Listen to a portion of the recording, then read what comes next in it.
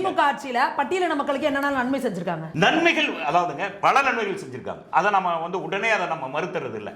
100 கேள்விகள் இருந்தால் அது 50 கேள்விகள் சரி செய்யப்பட்டிருக்கு, மீதி சரி செய்யப்படும் என்ற உறுதி இருக்கு. பட்டியல் மக்கள் மீதான குற்றங்கள் நடந்திருக்குல்ல, அதுக்கும் திமுக வந்து பட்டியல் மக்களுக்கு செஞ்சிருக்க நன்மைக்கும் பேலன்ஸ் பண்ணா உங்களுக்கு பட்டியலின மக்கள், அதாவது நான் திருப்பி பட்டியலின மக்களுக்கு பேசுறேன்னு நினைக்காதீங்க, நான் பொதுமக்களுக்காகவே பேசுறேன். பொதுமக்கள் இருக்கிற அந்த நடந்த அந்த சட்டம் ஒழுங்கு பிரச்சனைகள்ல கூட நாங்க பொது தொகுதியில் ஏற்பட்டது கூட நாங்க அந்த விடுதலை சிறுத்தைகள் போராடி இருக்கோம். அதாவது அனிதா மரணத்திற்கும் போராடி இருக்கோம்.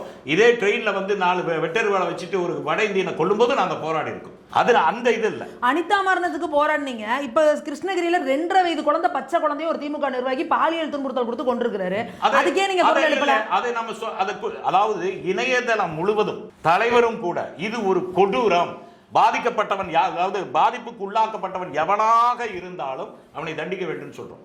அதுல நம்ம சமரசமே கிடையாது. பாதிப்பு எங்க வருதோ அது யாராக இருந்தாலும், எந்த சமூகமாக இருந்தாலும், அது எந்த மதமாக இருந்தாலும் அங்க நிற்பதுதான் விடுதலை சிறுத்தைகளுடைய தெளிவான அரசியல். திருப்பியும் சொல்றேன், தேர்தல் அரசியல் என்பது எங்களுக்கு 2ஆம் பட்சம் தான்.